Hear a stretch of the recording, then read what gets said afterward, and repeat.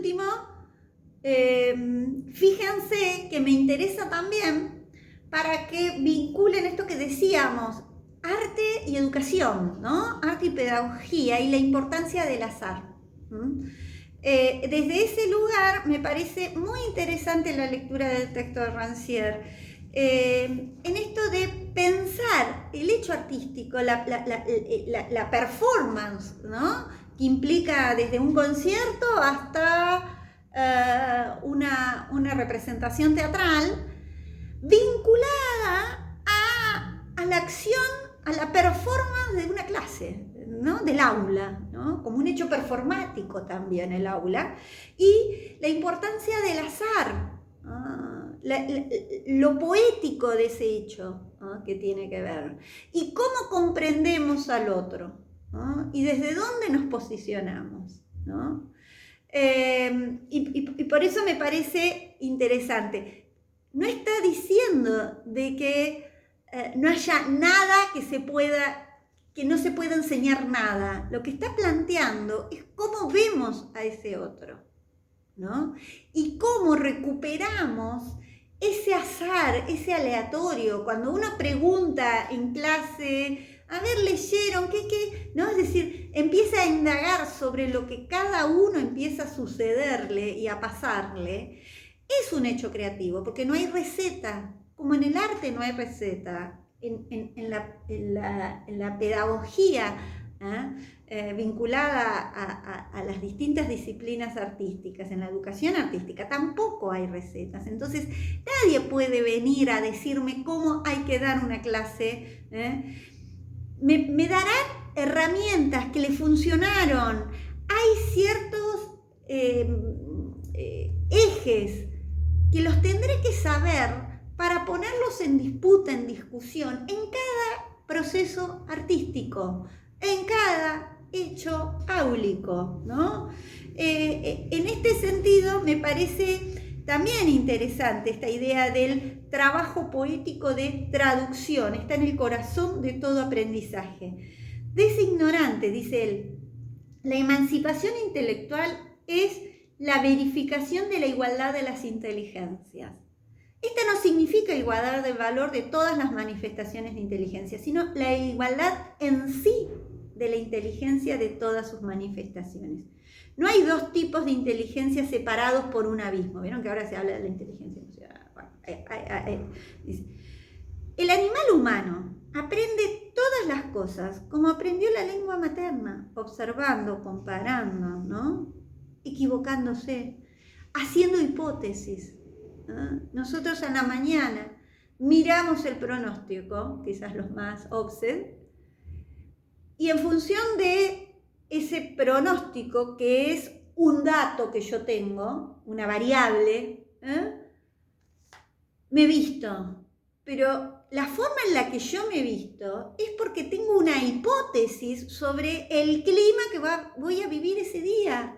Fíjense, estoy haciendo parte de ese camino científico de investigación, ¿no? Entonces, y por eso cuando él dice, voy comparando, ¿no? Voy llevándolo, traduciéndolo para mí, para que me genere algo en mí. Lo mismo me pasa cuando voy al teatro, cuando estoy en un concierto, ¿no? De ese ignorante que deletrea los signos al docto que construye hipótesis, es siempre la misma inteligencia, ¿no?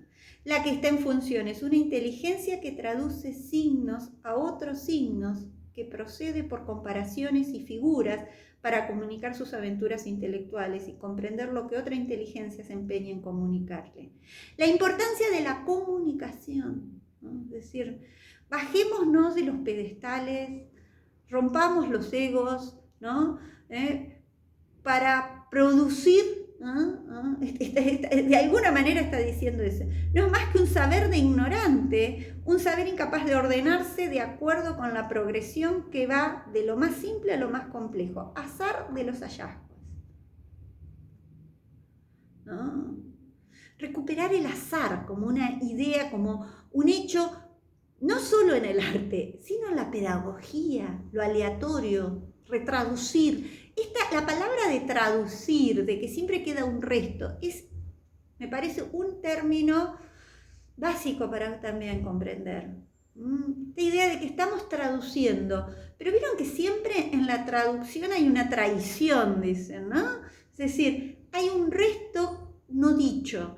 Ese resto no dicho es lo que hace que eso que se generó en ese hecho áulico, en esa obra que quedó como resto, pueda seguir estando vivo, porque si todo se dijo, ¿no?, termina siendo, dijera Byung-Chul Han, pornográfico, porque no hay resto, ¿no? ¿Cuál es la diferencia entre una imagen pornográfica, ¿no?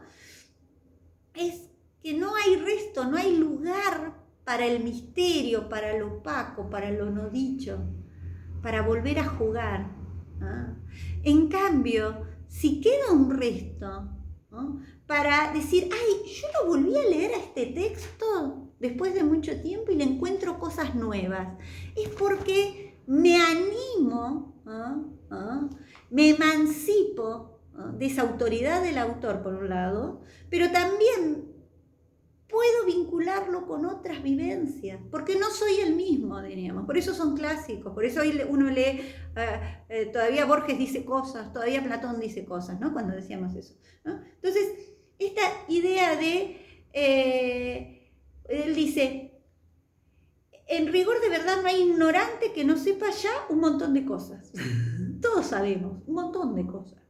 Que no las haya aprendido por sí mismo, mirando, escuchando a su alrededor, observando, repitiendo, equivocándose, corrigiendo. Ese es nuestro método de aprendizaje. Pero ese saber, para el maestro, no es más que un saber del ignorante. Entonces, acá es cuando viene a esto que dice, a esta práctica, dice, habla de una emancipación intelectual. ¿Qué quiere decir? No hay que, porque esto, ojo, no significa que todo vale, ni que para qué vamos a gestar y a dar lugar a espacios, a la educación, y para qué la pedagogía y para qué todo eso, porque si total con la autodidacta funciona. No está diciendo eso, ¿no? Justamente está diciendo que la emancipación intelectual tiene que ver con este rol que vamos a ponernos con ese otro. Dice, la igualdad de valor de todas las manifestaciones de inteligencia, sino la igualdad en sí de la inteligencia. Todos la tenemos, todos lo podemos hacer. No hay dos tipos de inteligencia separadas, ¿no? El animal humano aprende todas las cosas. De ese ignorante al docto, dice, se traduce en signos. Y por eso no es simplemente el camino desde aquello que ya sabe hasta aquello que todavía ignora, pero que puede aprender tal como ha aprendido el resto, que puede aprender no para ocupar la posición de doctor, sino para practicar mejor su arte de traducir.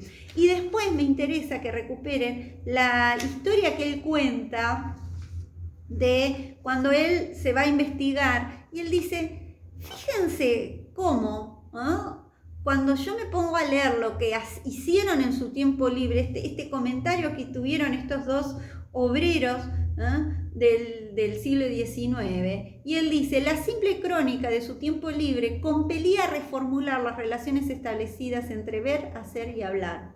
Al hacerse espectadores y visitantes, ellos trastornaban la visión de lo sensible, que pretende que aquellos que trabajan no tienen tiempo para dejar ir sus pasos y sus miradas al azar, y que los miembros de un cuerpo colectivo no tienen tiempo para consagrarlo a las formas e insignias de la individualidad. Eso es lo que significa la palabra emancipación, borramiento de fronteras entre aquellos que actúan y aquellos que miran, entre individuos y miembros de un cuerpo colectivo. Yo siempre pienso en las representaciones de las distintas iglesias en los cultos, ¿no? En donde está el sacerdote en ese lugar como del que viene a develar la verdad. Hay una verdad que se devela frente a un pueblo ignorante. Entonces, a esa verdad que se le devela al pueblo ignorante está el autor como autoridad, ¿no? El pastor, el sacerdote, el cura, el que sea, ¿no? Entonces, ahí hay una autoridad muy fuerte de una única posibilidad. Ese no es un saber emancipatorio, sino dogmático, ¿no? Que se basa en la jerarquía, necesita de la jerarquía, ¿eh? Y que obviamente, ¿qué me está enseñando? La jerarquía social también. Entonces, yo reproduzco no lo que me dicen por la palabra, sino el modo de organizarme y de tomar un lugar en esa sociedad. Y si eso lo reproduce el arte, reproduce esa manera mía de estar en la sociedad. Si yo creo que hay alguien, es decir, si yo creo, porque naturalicé esa estructura de que hay alguien que sabe y me va a decir todo lo que yo tengo que hacer. Hay alguien que sabe cómo se tiene que vivir y me dice cómo tengo que vivir. Hay alguien que sabe cómo tengo que sentir y yo voy a sentir de acuerdo a lo que me diga esa autoridad. Esa naturalización de ese proceso que se da en la escuela, que se puede dar, pero que tiene que ver con esa estructura, es la que él plantea que hay que emancipar. Ese es el cambio, este borramiento de la frontera entre el que actúa y el que mira, entre los dos corresponsales, ¿no? Es decir, ¿por qué no? La pregunta sería, ¿por qué el otro no lo puede hacer? ¿Por qué no me puedo asumir en ese acto emancipatorio? Chau, chau.